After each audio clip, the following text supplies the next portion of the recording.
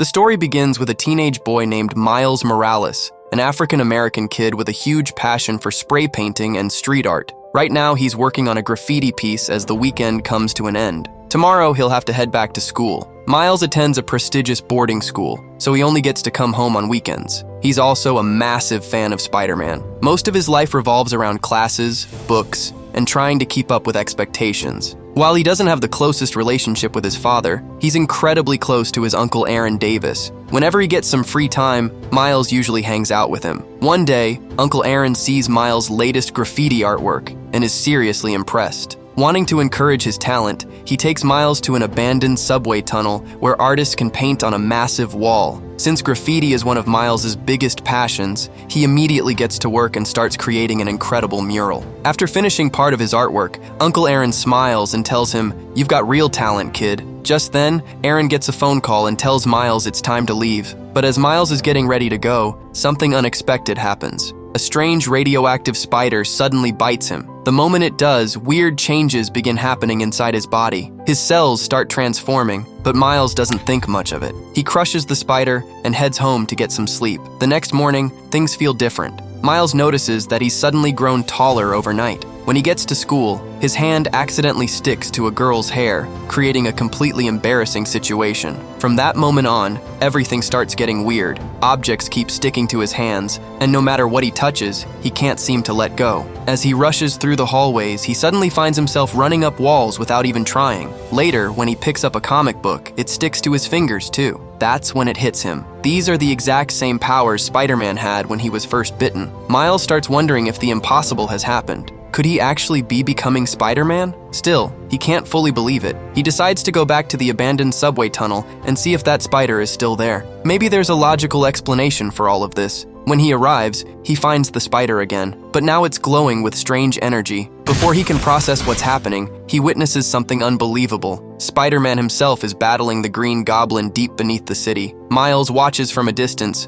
trying not to be seen, but he accidentally slips and falls. Spider-Man quickly swings in and saves him. The moment Peter Parker gets close to Miles, he immediately realizes what's happened. Miles has been bitten too. Looking at him, Peter says, "I thought I was the only Spider-Man." Peter then explains that the machine they're fighting over is called a super collider, and it has to be destroyed at any cost. If it stays active, it could tear reality apart. Spider-Man rushes toward the collider and begins installing a special data chip designed to shut it down. But before he can finish, the Prowler suddenly appears, and a brutal fight breaks out. Moments later, the Green Goblin grabs Spider-Man and prevents him from escaping. All of this is being watched by Kingpin from his control room. Seeing his opportunity, Kingpin activates the Super Collider. This machine is capable of opening pathways between different dimensions and pulling people from one universe into another. Its power is so dangerous that if something goes wrong, it could destroy the entire world. As the collider powers up, the battle spirals out of control. A massive explosion erupts,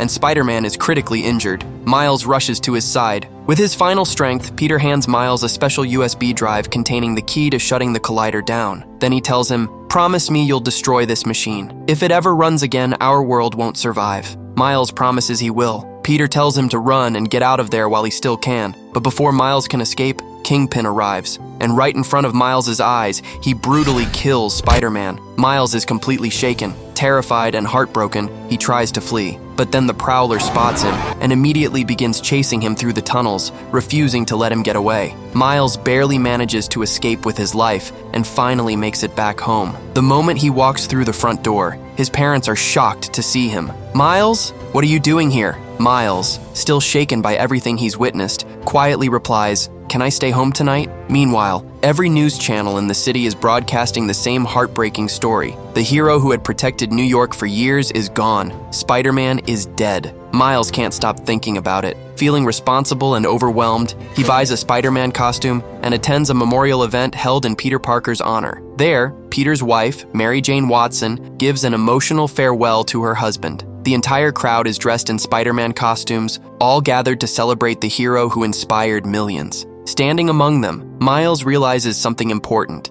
Someone has to carry on Spider-Man's legacy. Maybe that someone is him. Determined to become the next Spider-Man, Miles starts practicing. He tries to do everything a real Spider-Man would do. He climbs to the top of a tall building, takes a deep breath, and prepares to leap. But when the moment comes, fear takes over. He loses his balance and crashes down instead. During the fall, the special USB drive Peter gave him is accidentally destroyed. Feeling like he's failed the promise he made, Miles heads to Peter Parker's grave to apologize to the hero he couldn't save. But while he's standing there, he suddenly hears someone approaching from behind. Startled, Miles instinctively attacks. The stranger falls to the ground, and when Miles gets a closer look, he freezes. The man is wearing a Spider-Man suit, but that can't be possible. Spider-Man is dead. So who is this? As the truth slowly comes out, the stranger introduces himself as Peter B. Parker. When the super collider exploded, it pulled him out of his own universe and dropped him into this one. Unlike the Peter Parker Miles knew, this version is older, exhausted, out of shape, and far from the perfect hero people remember. He's been Spider-Man for over 20 years, and life hasn't exactly gone the way he planned. The dimensional collision left him unconscious, and Miles ends up dragging him away before anyone notices. After a chaotic escape through the city, the two eventually find a safe place to talk. Standing face to face, they finally realize the impossible truth. Spider-Man isn't just one person anymore. There are multiple Spider-Men across different universes. Miles explains that the USB drive Peter Parker gave him has been destroyed, which means they no longer have the key needed to shut down the collider. Peter B. Parker thinks for a moment before saying, "Then we'll have to make another one. And for that, we're going to need access to Kingpin's data." Their next stop is a heavily secured facility owned by Kingpin. Since Miles still struggles to control his new powers, Peter tells him to stay outside while he handles the mission alone, but Miles can't accept that. After watching one Spider-Man die already, he's not about to let another one risk everything by himself. Ignoring Peter's instructions, Miles sneaks inside the facility. That's when they're introduced to a brilliant and terrifying scientist named Olivia Octavius. At first she seems friendly, but she's actually this universe's version of Dr. Octopus and one of Kingpin's most dangerous allies. During the mission, Peter discovers something unusual about Miles. The radioactive spider that bit him gave him abilities no other Spider-Man has. Not only can he cling to walls, but he can also turn completely invisible whenever he's under pressure. When Olivia arrives, Miles accidentally activates this power and vanishes from sight. Hidden from everyone, he sneaks into the computer systems and tries to hack his way in. Unfortunately, he's nowhere near skilled enough to pull it off. Running out of options, Miles does the only thing he can think of. Instead of stealing the data, he grabs the entire computer processor and makes a desperate run for it before anyone can stop him. When Olivia Octavius finally gets a good look at Peter B. Parker, she's completely confused. The Spider-Man of this universe is supposed to be dead, so who exactly is standing in front of her? Curious, she forces Peter through a series of medical scans. The results immediately catch her attention. His cells are rapidly breaking down. That's when she realizes the truth. Peter doesn't belong in this dimension. The super collider pulled him here from another universe, and if he stays too long, the dimensional instability could eventually kill him. Moments later, Olivia reveals her true identity. She isn't just a scientist. She's this universe's version of Dr. Octopus. Mechanical tentacles burst from her back as she launches a vicious attack on Peter B. Parker. While all this chaos unfolds, Miles remains invisible. Taking advantage of the distraction, he grabs the processor they came for and sneaks out without Olivia noticing. Peter eventually escapes as well, and the two barely make it outside. But Olivia isn't done with them, determined to get them back. Then, out of nowhere, another Spider-Person swings into the fight. It's Gwen Stacy. Miles recognizes her as the girl from his school, but the truth is far more surprising. Gwen isn't from this universe at all. In her dimension, she was the one bitten by the radioactive spider and became Spider-Woman. She briefly shares her story and explains how she ended up trapped in this reality after the collider activated. As the group regroups, the story shifts to Kingpin's past. Years ago, his life changed forever because of Spider-Man. One night, while Kingpin was violently attacking Spider-Man, his wife and son witnessed the monster he had become. Horrified by what they saw, they ran away. But while trying to escape, they were involved in a tragic car accident and lost their lives. Ever since that day, Kingpin has been obsessed with bringing them back. That's the real reason he built the super collider. He believes that somewhere in the multiverse, another version of his family still exists, and he's willing to risk everything to reunite with them. Meanwhile, Gwen, Miles, and Peter B. Parker head to the home of the late Peter Parker. When they arrive, Aunt May immediately realizes that this isn't her Peter. Looking at Peter B. Parker, she calmly says, "You're not my Peter." Then she smiles and adds, "You guys took long enough." She leads them into a secret underground hideout hidden beneath the house, a place filled with Spider-Man's technology and equipment. There, Miles discovers that even more spider people have been pulled into this dimension. First, there's Spider-Man Noir, a dark and mysterious Spider-Man from a black and white universe. Then comes Peni Parker, a brilliant young girl from a futuristic world who fights crime alongside her robotic spider suit. And finally, there's Spider-Ham, a cartoon pig who somehow became Spider-Man. As strange as they all seem, they share one thing in common. Every one of them was transformed after being bitten by a radioactive spider in their own universe. After everyone introduces themselves, Peter B. Parker explains the situation. If they're going to get home, someone has to stay behind long enough to shut down the collider. Miles immediately steps forward. Then I'll do it.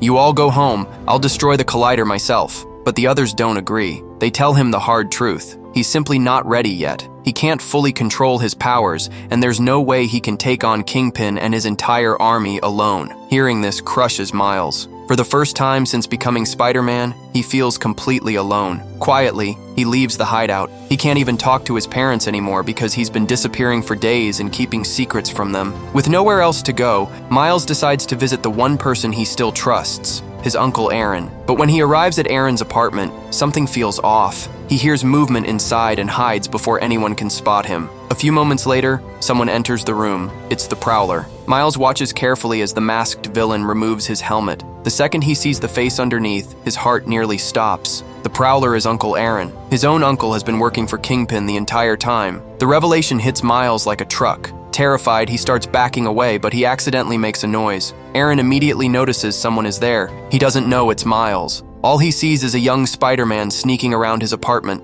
Thinking he's found an intruder, the Prowler takes off after him. Miles barely escapes and rushes back to Aunt May's hideout, where the other spider people are waiting. Out of breath, he reveals the truth. The Prowler. He's my Uncle Aaron. Before anyone can react, the front door suddenly explodes open. Kingpin's entire strike team has arrived. The Prowler, the Scorpion, Dr. Octopus, Tombstone. Everyone is there. A massive battle erupts throughout the hideout as the spider people fight to survive. During the chaos, the Prowler focuses entirely on Miles. After a brutal chase, he finally catches him. Miles is trapped. The Prowler raises his weapon, ready to finish the job. But at the last second, Miles removes his mask. Aaron freezes. His eyes go wide with shock. "Miles," he whispers. In that moment, everything changes. Because the person he's been ordered to kill isn't a stranger, it's his nephew, his own family. Kingpin watches everything unfold right in front of him. Furious, he turns to Aaron Davis and orders, "Finish him!" Aaron hesitates. Standing there, staring at Miles, he simply can't do it. No matter what Kingpin says, he can't bring himself to kill his own nephew.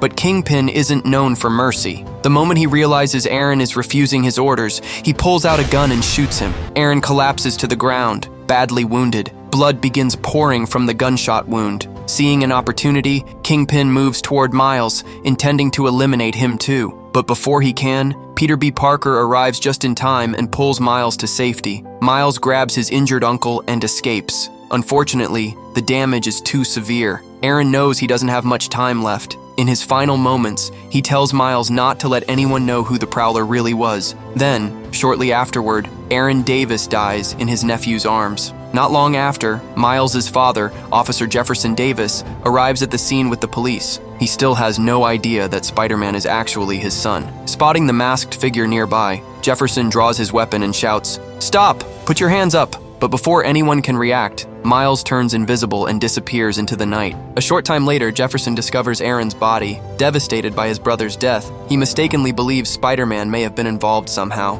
Meanwhile, Miles returns home, overwhelmed by grief, anger, and guilt. Everything feels like it's falling apart. That's when the other spider people arrive. They try to explain their plan one last time. "Miles, you're not ready to face Kingpin alone. Peter B. Parker will stay behind to shut down the collider, while everyone else returns to their own dimensions. To keep him from interfering, they web him up and leave him behind while they take the shutdown device with them." Alone in his room, Miles begins questioning everything. Who am I? What am I supposed to do? Then something unexpected happens. His father stands outside his bedroom door. Jefferson still doesn't know that Spider-Man is sitting on the other side of that wall, but for the first time, he opens his heart to his son. He tells Miles how proud he is of him and admits that he may not always know the right thing to say. Then he says something Miles desperately needed to hear. "Whatever you choose to do with your life, just don't push me away." "I love you, and I'll always be proud of you." Those words change everything. For the first time, Miles stops doubting himself. He finally understands that he doesn't have to be the next Peter Parker. He just has to be himself. Gathering all of his focus, Miles unleashes a powerful bioelectric venom blast, breaking free from the webbing holding him down. Then he heads straight to Aunt May's secret hideout. There, he puts on a brand new Spider-Man suit and customizes it with his own style, spray painting it black and red. This isn't Peter Parker's Spider-Man anymore. This is Miles Morales, a Spider-Man who has finally overcome his fear and embraced who he truly is. On the other side of the city, the remaining Spider people have already infiltrated Kingpin's headquarters, where the Super Collider is hidden. To avoid suspicion, Kingpin is hosting a public event honoring the late Peter Parker. The building is packed with guests, and many of the staff are wearing Spider-Man-themed outfits. Thanks to the distraction, the team manages to slip inside without attracting attention. They eventually reach the Collider chamber and begin preparing to shut it down. But then Olivia Octavius shows up and launches another attack. And just when things seem hopeless, Miles arrives. The other Spider people look at him in surprise. This isn't the uncertain kid they left behind.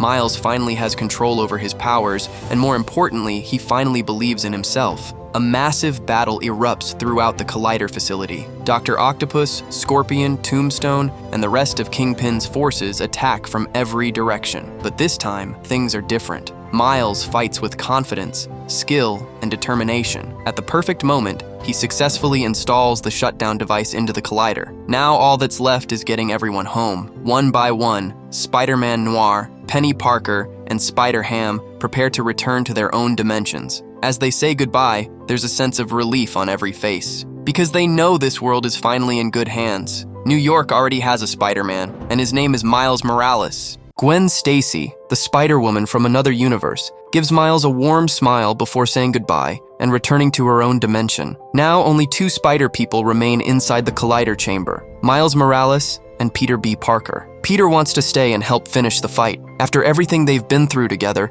he isn't ready to leave Miles behind. But Miles knows the truth. The longer Peter stays in this universe, the closer he gets to dying. Looking at him, Miles says, "If you stay here, you're going to die." Peter doesn't argue. For the first time, he realizes Miles no longer needs him. He's ready. And right then, Kingpin arrives. Miles takes a deep breath and steps forward. He knows this fight belongs to him now. Before Peter can stop him, Miles pushes him into the Collider's portal and sends him safely back to his own dimension. Now he's standing alone against Kingpin. As the Collider continues destabilizing reality, dimensional portals begin opening all around them. Suddenly, Kingpin sees what he's been chasing this entire time. Another version of his wife and son appears before him. For a brief moment, it seems like his dream has finally come true. But then reality hits him. His family looks at him with fear in their eyes. They don't see a loving husband or father. They see a monster. Horrified, they back away from him. Kingpin is devastated. Everything he sacrificed, everything he destroyed, was supposed to bring his family back.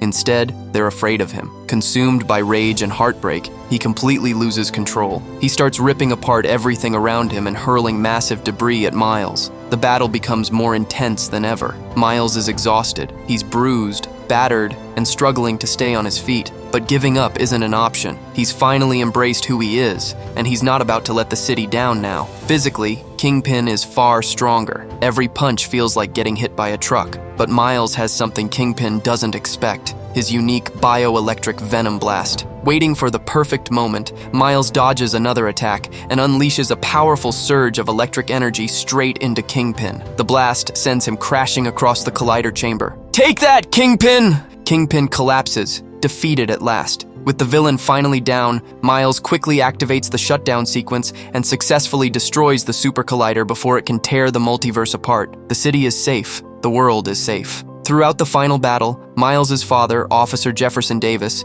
witnesses everything. He may not know who's behind the mask, but one thing becomes crystal clear. The person standing there is a true hero, someone who risked everything to save New York, someone who saved everyone. Later, after the chaos is over, Miles realizes his father must be worried sick. So he reaches out to him. Then, wearing his Spider-Man suit, he approaches Jefferson one last time. Without revealing his identity, Miles gives his father a heartfelt hug. Jefferson is surprised, but he returns the embrace. He doesn't know who Spider-Man really is, yet he feels an undeniable connection and respect for the hero standing in front of him. And with that, New York finally has a new Spider-Man. Peter Parker's story may have ended, but another one has just begun. Miles Morales has officially become Spider-Man. Meanwhile, the other Spider people have all returned safely to their own dimensions, knowing the multiverse is in good hands. As for Miles, this is only the beginning of his journey. The journey of a hero who learned that anyone can wear the mask, anyone can be Spider-Man, anyone can wear the mask, and Miles proved it.